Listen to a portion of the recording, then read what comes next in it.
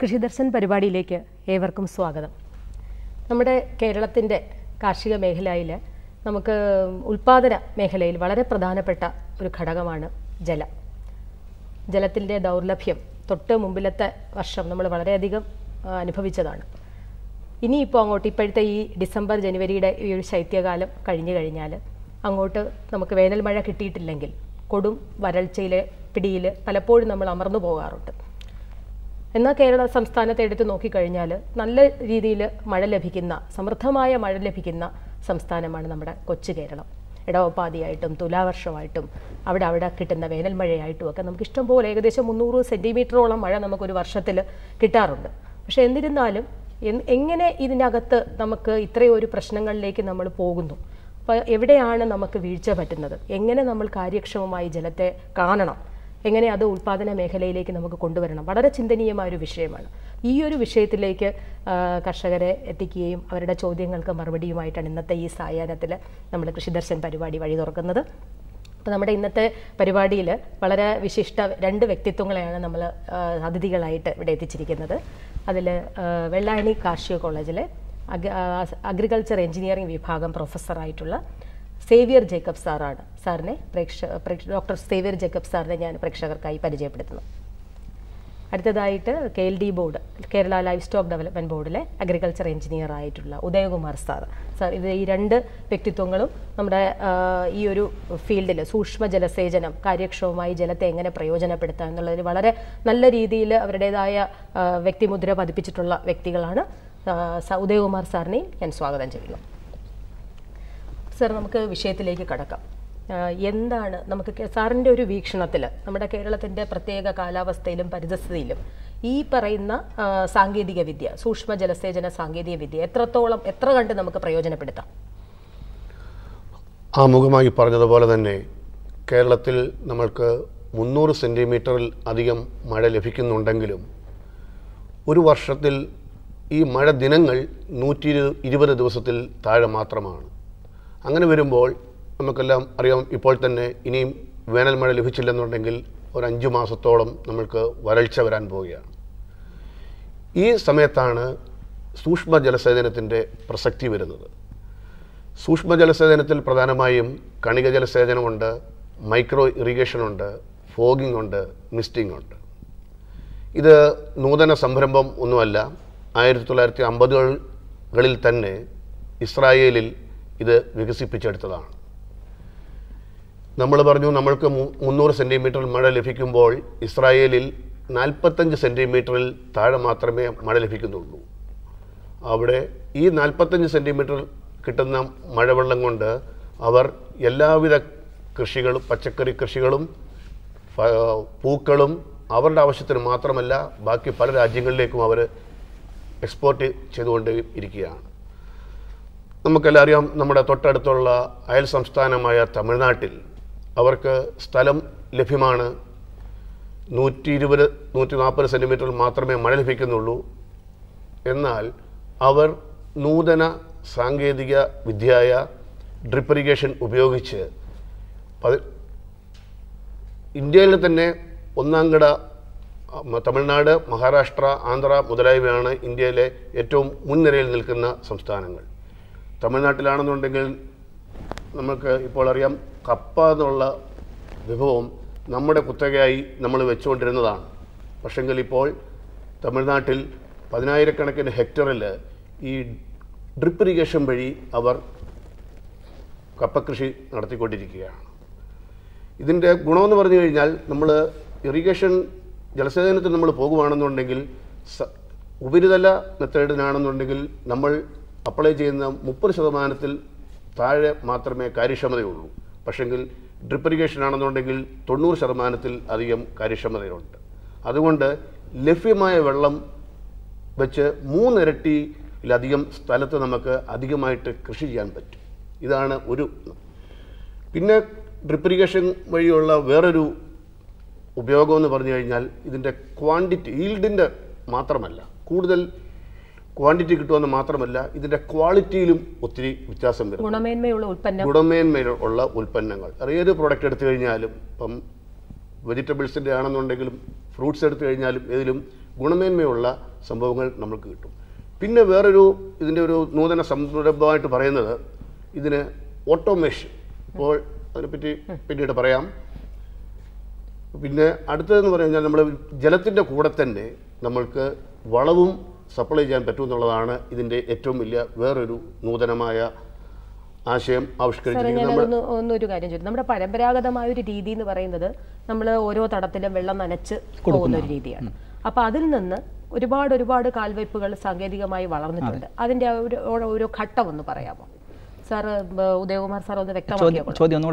അതായത് നമുക്കിപ്പം സാധാരണ രീതി, അതിനകത്ത് ജലം കൊടുക്കുന്ന രീതി, വളപ്രയോഗത്തിന്റെ രീതി, അതിൽ നിന്ന് നമുക്ക് ഇപ്പോഴത്തെ ഒരു സാങ്കേതിക അവസ്ഥയിലേക്ക് പോകുന്ന ആ ഒരു ഘട്ടം, അതിനകത്ത് നമുക്ക് ഏതൊക്കെ കാര്യങ്ങൾ കേരളത്തിലെ കർഷകർക്ക് പ്രാവർത്തികമാക്കാൻ കഴിയും? അതിൽ പ്രധാനമായിട്ടുള്ളത് നമുക്ക് ഇപ്പം നേരത്തെ സാറ് പറഞ്ഞതുപോലെ ഡ്രിപ്പ് ഇറിഗേഷൻ വഴി നമുക്ക് വെള്ളത്തിൻ്റെ ക്വാണ്ടിറ്റി വളരെ കുറയ്ക്കാൻ പറ്റും. ഒപ്പം തന്നെ നമുക്ക് ജലത്തിൽ ലേയമായ രാസവളങ്ങൾ ഈ ഡ്രിപ്പ് ഇറിഗേഷൻ വഴി നമ്മൾ കൊടുത്തു കഴിഞ്ഞാൽ ഇത് ഏകദേശം 3 ഇരട്ടി വരെ, 3-4 ഇരട്ടി വരെ കാര്യക്ഷമമായി ഈ വളം ചെടിയുടെ ചുവട്ടിൽ തന്നെ എത്തിക്കാനും പിന്നെ കളകളുടെ വളർച്ച നിയന്ത്രിക്കാനും പറ്റും. കളകളുടെ വളർച്ച നിയന്ത്രിക്കുക എന്ന് പറഞ്ഞു കഴിഞ്ഞാൽ നമ്മൾ വേരുപടലിൽ തന്നെയാണ് വെള്ളം കൊടുക്കുന്നത്. അതുകൊണ്ട് തന്നെ നമ്മൾ സർഫസ് ഇറിഗേഷനിൽ, അതായത് ഓപ്പൺ ഇറിഗേഷൻ സിസ്റ്റത്തിൽ വരുന്ന പോലെ മണ്ണിൽ മൊത്തത്തിൽ നനയ്ക്കുന്നില്ല. മണ്ണിനടി എന്താണ് ആന്തരികമായിട്ട് നമുക്കിപ്പം പുറത്തുനിന്ന് നനയ്ക്കുന്ന ഒരു കർഷകന് അകത്തെന്ത് നടക്കുന്നെന്ന് അറിയാൻ കഴിയില്ല. അപ്പൊ സാധാരണ രീതിയിൽ നമ്മൾ പുറത്തുനിന്ന് നനയ്ക്കുന്ന ഒരു രീതി, തീർച്ചയായിട്ടും അതിനകത്ത് വെള്ളത്തിന്റെ ആവശ്യകത കൂടിയിരിക്കും. ഡ്രിപ്പിനാണെങ്കിൽ വെള്ളം ആവശ്യം ഒരു സ്റ്റേജിൽ ആവശ്യം കുറഞ്ഞു തന്നെ ഇരിക്കാൻ പറ്റും, നഷ്ടം കുറയും വെള്ളത്തിന്റെ. അപ്പൊ ഈ ഒരു രീതി ആന്തരികമായിട്ട് എന്ത് പ്രവർത്തനമാണ് നടക്കുന്നതെന്നോ, വളത്തിന്റെ ലഭ്യത അടക്കം? വളത്തിന്റെ ലഭ്യത വളരെയധികം കുറയ്ക്കാൻ പറ്റും. അത് നമുക്ക് വളത്തിന്റെ ചെലവ് വളരെയധികം കുറയ്ക്കാൻ പറ്റും. ലഭ്യതയല്ല, ചെലവ് വളരെയധികം കുറയ്ക്കാൻ പറ്റും. ഇപ്പോൾ ഒരു കിലോ വളം നമ്മളിപ്പോൾ ഒരു 10 സെൻറ്റിലാണ് ഉപയോഗിക്കുന്നതെങ്കിൽ ഈ 1 കിലോ വളം ഉപയോഗിച്ച് നമുക്കൊരു 20-30 സെൻറ്റ് സ്ഥലത്തേക്ക് ഉള്ള വിളയ്ക്ക് ആവശ്യമായി എത്തിക്കാൻ പറ്റും. അത് കറക്റ്റ് റൂട്ട് സോണിൽ തന്നെ കൊടുക്കാനും പറ്റും, വേരുപടലങ്ങളിൽ തന്നെ ഈ വെള്ളം എത്തിക്കാനും പറ്റും. ഒരു കാര്യം കുറച്ചുകൂടി കൃത്യത പ്രേക്ഷകർക്കായി ചോദിക്കുകയാണ്. അതായത് നമുക്ക് സാധാരണ രീതിയിലാണെങ്കിൽ നനയുള്ള സമയത്താണ് നമ്മൾ വളം ചെയ്യുന്നത്. അപ്പോൾ ആ നനയ്ക്കുന്ന മഴയെ ആശ്രയിച്ചിട്ടാണെങ്കിലോ നമ്മൾ നനച്ച് വളർത്തുന്ന രീതിയാണെങ്കിലോ നമ്മൾ വളം ഇട്ടതിന് ശേഷം നമ്മൾ വെള്ളം ഒഴിക്കും. അങ്ങനെ വരുമ്പോൾ ഈ പറയുന്ന മൂലകങ്ങൾ കറക്റ്റ് ചെടിക്ക് കിട്ടാതെ വരും. പലപ്പോഴും നമ്മൾ സാധാരണ പലപ്പോഴും വളം ലീച്ച് ചെയ്ത് പോകും, അടിയിലോട്ട് പോകും, മണ്ണിലേക്ക് വേരുപടലത്തിൽ താഴേക്ക് പോകും. അപ്പോൾ ഈ സൂക്ഷ്മജലസേചന രീതിയിലാകുമ്പോൾ വേരുപടലങ്ങൾ തന്നെ എത്തിക്കുന്നത് കൊണ്ട് അത് ചെടിക്ക് മുഴുവൻ വലിച്ചെടുക്കാനും പറ്റും. അത് വേരുപടലത്തിൽ എത്തിക്കുന്നത് കൊണ്ട് ഒട്ടും നഷ്ടപ്പെടാതെ ഇരിക്കുകയും ചെയ്യും. ഈ നൈട്രജൻ കണ്ടൻ്റ് ഉള്ള വളം, യൂറിയ പോലെയുള്ള വളങ്ങൾ നമ്മൾ മണ്ണിൻ്റെ മുകളിലിട്ട് വെള്ളം ഒഴിച്ചു കഴിഞ്ഞാൽ കുറച്ച് അന്തരീക്ഷത്തിലേക്ക് നഷ്ടപ്പെട്ടു പോകും, കുറച്ച് മണ്ണിനടിയിലേക്ക്, വേരുപടലങ്ങളും അടിയിലേക്ക് ഇത് പോകും. അങ്ങനെ വരുന്ന അവസരത്തിലാണ് നമ്മൾ യഥാർത്ഥത്തിൽ വേണ്ടുന്ന വളം മാത്രം ചെടിയുടെ ചുവട്ടിലെത്തിക്കുന്ന രീതി. അതിന് നമ്മളിപ്പോൾ ഫെർട്ടിഗേഷൻ മെത്തേഡ്, അതായത് ജലസേചന വെള്ളത്തിന് ഒപ്പം തന്നെ നമ്മൾ വളം കൂടെ മിക്സ് ചെയ്ത് ലേയമായ എല്ലാ വളങ്ങളും നമുക്ക് വെള്ളത്തിൽ അലിഞ്ഞു ചേരുന്ന എല്ലാ വളങ്ങളും നമുക്ക് ഉപയോഗിക്കാൻ പറ്റും. അതിപ്പോൾ ഒരു ഉദാഹരണത്തിന് ഇത് ഫെർട്ടിഗേഷൻ്റെ ഒരു വെഞ്ചുറിയാണ്. ഈ വെഞ്ചുറി സാധാരണ ലൈനിൽ തന്നെ പിടിപ്പിക്കാൻ പറ്റും. വെഞ്ചുറി എന്ന് പറയുന്നത് ഇവിടെ നമ്മൾ, അതായത് ഈ വെള്ളം ഇങ്ങനെ വരികയാണ്, ഇവിടെ നമ്മൾ കണക്ട് ചെയ്യുന്നു. ഇത് നമ്മളൊരു ബക്കറ്റിൽ വെള്ളത്തിൽ ചേരുന്ന വളം ഉള്ള ബക്കറ്റിലേക്ക് ഇത് ഇട്ട് കഴിഞ്ഞാൽ ഇവിടെ നമ്മൾ ചെടിയുടെ ചുവട്ടിലേക്ക് പോകുന്ന ലൈനാണ് മെയിൻ ലൈൻ. ഇതിൽ നിന്നാണ് ഡ്രിപ്പറുകൾ വരുന്നത്. അപ്പോൾ ഇതിലിട്ടിട്ട് നമ്മൾ ഈ വാൽവ് തുറന്നു കൊടുത്താൽ, ആവശ്യത്തിന് തുറന്നു കൊടുത്താൽ ഈ ജലസേചന വെള്ളത്തോടു കൂടി തന്നെ ചെടിക്ക് ആവശ്യമുള്ള വളവും കൂടി ഈ സൂക്ഷ്മ ജലസേചന രീതിയിൽ ചെടികൾക്ക് ലഭ്യമാകുന്നതാണ്. അത് 2 കാര്യങ്ങളുണ്ട്. ഒന്ന്, ആവശ്യത്തിനുള്ള വളം ആവശ്യമായ സ്ഥലത്ത് തന്നെ എത്തിക്കുക എന്നുള്ളതാണ്. അപ്പോൾ അല്പം പോലും ഇതിൻ്റെ പേരെന്താണ്? ഇത് വെഞ്ചുറി എന്ന് പറയും. വെഞ്ചുറി എന്നാണ് ഇതിന് പറയുക. ഇത് ലൈനിൽ തന്നെ ഘടിപ്പിക്കുന്നതാണ്. സാർ, ഞാൻ ഒരു ഇതായിട്ട് ഞാൻ ചോദിച്ചോട്ടെ, നമ്മുടെ കേരളത്തിൻ്റെ ഒരു അവസ്ഥയിൽ പ്രത്യേകിച്ച് പ്രധാനപ്പെട്ട വിളകളായ കൂടുതൽ വർഷം നിൽക്കുന്ന തെങ്ങ് പോലെയുള്ള വിളകൾ പലപ്പോഴും കൂടുതൽ ഉപയോഗിക്കുന്നത്. അപ്പം ഈ നമ്മുടെ ഒരു ഇതിനകത്ത് കൃത്യമായി ഇടയകലം പാലിക്കാതെ തെങ്ങുകൾ നടുന്ന ഒരു രീതിയുണ്ട്. അതിൻ്റെ ഇടയിൽ അതിന് അവൈലബിൾ ആയിട്ടുള്ള സൺലൈറ്റ് യൂസ് ചെയ്തുകൊണ്ട് തന്നെ വാഴ വെക്കും. പിന്നെ അതിൻ്റെ താഴെ കുറച്ചുകൂടി സൺലൈറ്റ് കുറവ് ആവശ്യമുള്ള ചെടികൾ വയ്ക്കും. ഈ രീതിയിലൊരു മൾട്ടിപ്പിൾ ക്രോപ്പിംഗ് സിസ്റ്റമാണ് നമ്മുടെ കേരളത്തിൽ. അവിടെ എത്രത്തോളം ഈ ഒരു അവിടെയാണ് നമ്മൾ കർഷകർ അറിഞ്ഞിരിക്കേണ്ട ഏറ്റവും വലിയൊരു പ്രധാന കാര്യം. അതായത് നമ്മൾ ഇടയകലവും വരിയകലവും കൃത്യമായി പാലിച്ചാൽ ഡ്രിപ്പ് ഇറിഗേഷൻ വളരെ കാര്യക്ഷമമായിട്ട് തന്നെ പ്രയോഗിക്കാൻ പറ്റും. അല്ലാത്ത അവസരങ്ങളിൽ നമുക്ക് ഏറ്റവും കൂടുതൽ പ്രായോഗികമായി ചെയ്യാൻ പറ്റുന്നത് പച്ചക്കറി കൃഷിയിലാണ്. പച്ചക്കറി കൃഷിയിൽ നമുക്ക് ഈ ഡ്രിപ്പ് സിസ്റ്റം ഉപയോഗിച്ചാൽ വെള്ളം കുറയുമെന്നുള്ളത് മാത്രമല്ല, നമുക്ക് മൾച്ചിങ്, പ്ലാസ്റ്റിക് മൾച്ചിങ് പോലെയുള്ള കളകളുടെ വളർച്ച നിയന്ത്രിക്കത്തക്ക രീതിയിൽ മൾച്ചിങ് ഉപയോഗിച്ച് കഴിഞ്ഞാൽ, പ്ലാസ്റ്റിക് ഇട്ട് ചെടി മാത്രം വളരുന്ന രീതിയിൽ തുറന്നു കൊടുത്തിട്ട് അതിനടിയിൽ ഈ പ്ലാസ്റ്റിക് ഷീറ്റിനടിയിൽ നമ്മൾ ഡ്രിപ്പ് ഇറിഗേഷൻ കൊടുത്തു കഴിഞ്ഞാൽ വെള്ളം അല്പവും ബാഷ്പീകരണ നഷ്ടം കുറയ്ക്കാൻ പറ്റുന്നത് കൂടാതെ തന്നെ കളകളുടെ വളർച്ച പരമാവധി കുറയ്ക്കാനും പറ്റും. ഈ ഫെർട്ടിഗേഷൻ കൂടെ ഉണ്ടെങ്കിൽ നമ്മൾ പരമാവധി കാര്യക്ഷമമായിട്ട് നമുക്കിത് ഉപയോഗിക്കാം. നമുക്ക് തെങ്ങ് പോലെയുള്ള വിളകളിൽ ഇപ്പോൾ ഞങ്ങൾ ഒരു കണക്കുകൂട്ടൽ അനുസരിച്ച് പോയാൽ മറ്റ് വളങ്ങളോ മൂലകങ്ങളോ ഏതൊരു സംഗതിയിൽ ഷോർട്ടേജ് വന്നാലും ജസ്റ്റ് ഒരു ഇറിഗേഷൻ അല്ലെങ്കിൽ നന മാത്രം കൃത്യമായി കൊടുത്തുകൊണ്ട് 25% വിളവ് കൂട്ടാൻ പറ്റുമെന്നുള്ളൊരു തിയറിയുണ്ട്. അപ്പോൾ അങ്ങനെയാണെങ്കിൽ നമുക്ക് ഈ പറയുന്ന ഇടയകലം പലപ്പോഴും അശാസ്ത്രീയമായ രീതിയിലുള്ള പുരയിടങ്ങളിൽ ഏത് സിസ്റ്റം നമുക്ക് ഉപയോഗിക്കാൻ പറ്റും, എങ്ങനെ നമുക്കത് കൊണ്ടുവരാൻ കഴിയും? ഇത് നമുക്ക് മെയിൻ ലൈനും മെയിൻ ലൈൻ എല്ലാം മണ്ണിനടിയിൽ കൂടെ കൊടുക്കുക. ലാറ്ററൽസ്, അതായത് ഡ്രിപ്പർ വരുന്ന ലൈൻ, കനം കുറഞ്ഞ പൈപ്പുകൾ വരുന്നത് നമുക്ക് മാറ്റിവെക്കത്തക്ക രീതിയിൽ പ്ലാൻ ചെയ്യേണ്ടി വരും.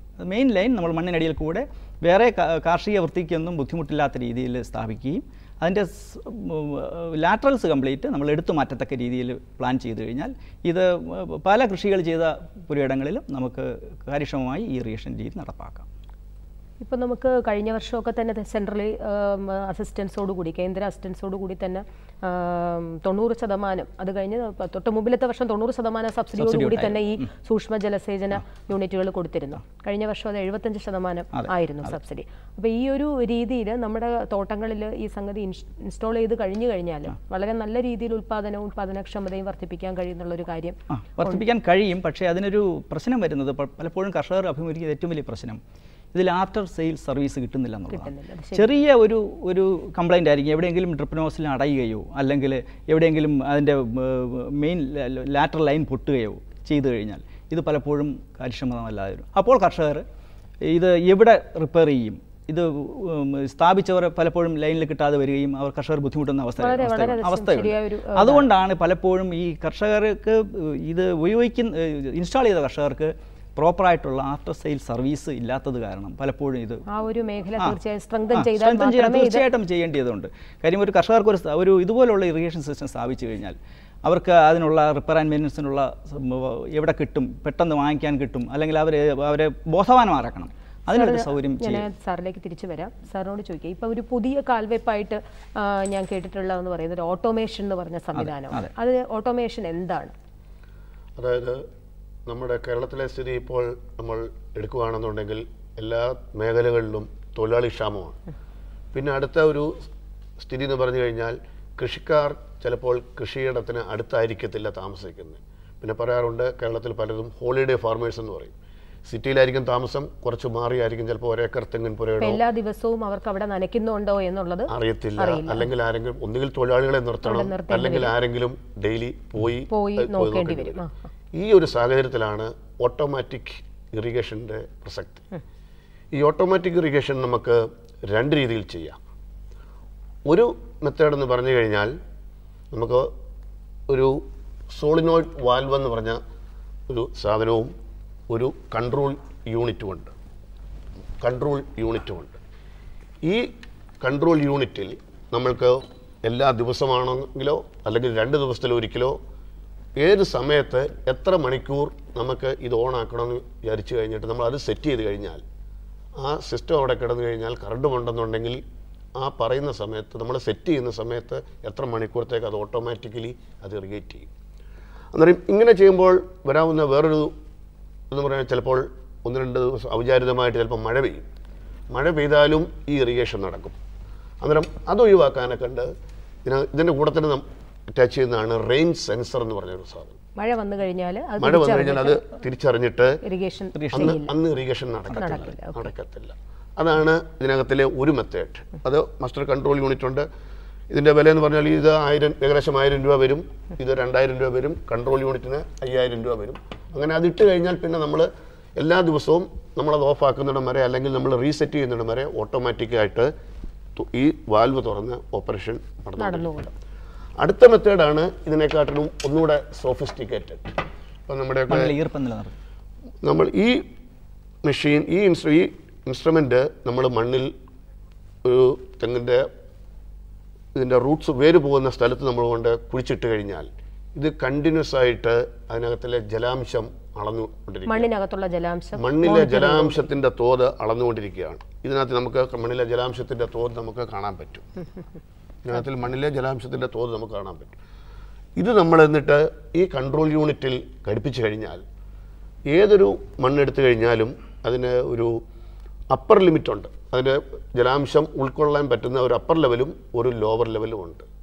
അന്നേരം നമ്മൾ അത് ഈ കൺട്രോൾ യൂണിറ്റിൽ നമ്മൾ സെറ്റ് ചെയ്ത് കഴിഞ്ഞാൽ മണ്ണിലെ ജലാംശം ബാഷ്പീകരണം വഴിയും ട്രാൻസ്പിറേഷൻ രണ്ട് രീതിയിലും പൊക്കോണ്ടിരിക്കുമ്പോൾ ആ ലോവർ ലെവലിൽ വരുമ്പോൾ ഓട്ടോമാറ്റിക്കലി ഇത് ഇറിഗേഷൻ തുടങ്ങും.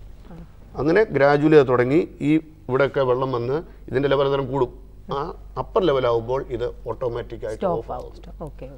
അങ്ങനെ ആകുമ്പോൾ നമ്മൾ പിന്നെ അതിനെപ്പറ്റി മഴ പെയ്ത് കഴിഞ്ഞാൽ നമ്മളൊന്നും നോക്കില്ല, നമ്മളിത് വേറെ ഒന്നും നോക്കണ്ട. അന്നേരം ഒരിക്കലും അധിക ജലം നമ്മൾ സപ്ലൈ ചെയ്യുന്നില്ല. അതായത് വെള്ളത്തിന്റെ വേസ്റ്റേജ് പരമാവധി ഒട്ടും വരുന്നേ ഇല്ല. ഇവാപ്പറേഷനും ഇല്ല.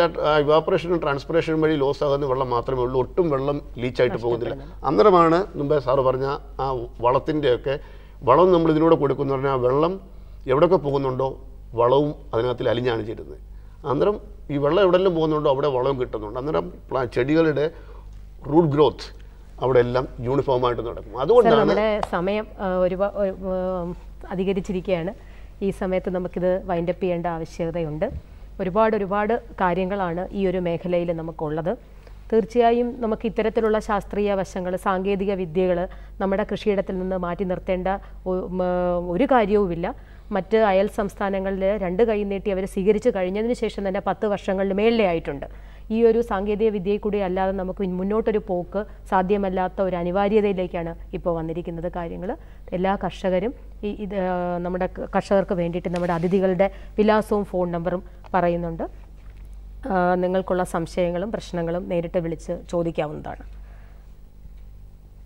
Doctor Xavier K Jacob, professor, കാർഷിക college, Vellayani, Thiruvananthapuram. Phone number 9995302163. KS Udayakumar, agriculture engineer, KLD board, Kulathupuzha, Kollam. Phone number 9447452227. അപ്പോൾ സാർ വളരെ നല്ലൊരു കൂടിക്കാഴ്ചയും നല്ലൊരു ചർച്ചയുടെ ഒരു സായാഹ്നവുമാണ് ഇന്ന് നമ്മുടെ കൃഷി ദർശനിലൂടെ പ്രേക്ഷകർക്ക് സമ്മാനിച്ചതെന്ന് ഉറച്ച് ഞാൻ വിശ്വസിക്കുന്നു. ഇതിനകത്ത് പങ്കെടുത്ത സാറിന് നമ്മുടെ കൃഷി ദർശൻ്റെ പേരിലുള്ള നന്ദി അറിയിച്ചു കൊള്ളുന്നു. നന്ദി, നമസ്കാരം.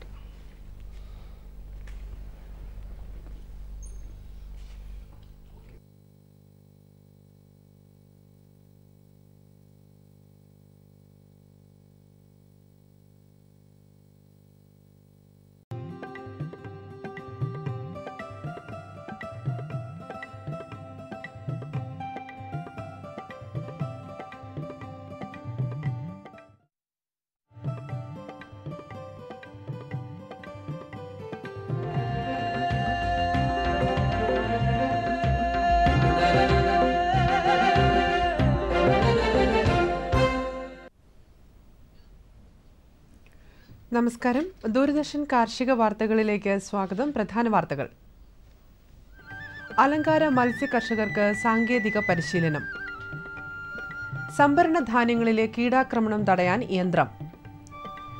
പശുവിൻ പാലിന് പകരം ഗ്രീൻ മിൽക്ക്. കാർഷിക വാർത്തകൾ വിശദമായി. അലങ്കാര മത്സ്യ കർഷകർക്ക് സാങ്കേതിക പരിശീലനം നൽകുന്നതിന് 6.55 ലക്ഷം രൂപ അനുവദിച്ചു. കേരള അക്വാ വെഞ്ചർ ഇന്റർനാഷണൽ ലിമിറ്റഡിന്റെ നേതൃത്വത്തിൽ എല്ലാ ജില്ലകളിലും അലങ്കാര മത്സ്യ ഉൽപാദനം, വിപണനം, കയറ്റുമതി എന്നീ മേഖലകളിൽ സാങ്കേതിക സെമിനാറുകൾ സംഘടിപ്പിക്കും. കൂടാതെ അലങ്കാര മത്സ്യ കർഷകർക്കായി തിരുവനന്തപുരം, എറണാകുളം, കോഴിക്കോട് എന്നിവിടങ്ങളിൽ ബോധവൽക്കരണ ശില്പശാലകൾ നടത്തും. റബ്ബർ പാൽ ഉൽപ്പന്ന നിർമ്മാണത്തിൽ റബ്ബർ ബോർഡ് പരിശീലനം നൽകുന്നു. റബ്ബർ ബാൻഡ്, കയ്യുറ, റബ്ബർ നൂൽ, ബലൂൺ തുടങ്ങിയ ഉൽപ്പന്നങ്ങളുടെ നിർമ്മാണത്തിൽ ഈ മാസം 27 മുതൽ 31 വരെ കോട്ടയത്തെ റബ്ബർ ട്രെയിനിംഗ് ഇൻസ്റ്റിറ്റ്യൂട്ടിൽ പരിശീലനം നൽകും. 2000 രൂപയാണ് പരിശീലന ഫീസ്. പട്ടികജാതി പട്ടികവർഗത്തിൽപ്പെട്ടവർക്ക് ജാതി സർട്ടിഫിക്കറ്റ് ഹാജരാക്കിയാൽ 50% ഫീസ് ഇളവ് ലഭിക്കും. താല്പര്യമുള്ളവർ ബന്ധപ്പെടേണ്ട phone number 0481-235-3325 0481-235-3327. Thiruvananthapuram Parassala Cheruvarakonam Athmanilayam nursery ഗാർഡനിൽ ക്രിസ്മസ് പുതുവത്സരത്തോടനുബന്ധിച്ച് സംഘടിപ്പിച്ച സസ്യ ജന്തുജാല പ്രദർശനം ആകർഷണ കേന്ദ്രമായി മാറുന്നു. ഡബിൾ ഡിലൈറ്റ്, ബ്ലാക്ക് രൂപ, yellow garden, Gabriel private, green rose തുടങ്ങി 500-ൽ പരം സ്വദേശീയവും വിദേശീയവുമായ റോസിനങ്ങൾ, നീല നിറത്തിലുള്ള പൂച്ചെടി ടുബിറ്റ്യാന, തായ്ലൻഡിൽ നിന്നെത്തിയ പൊക്കം കുറഞ്ഞ അലങ്കാര വാഴ ഇനങ്ങൾ,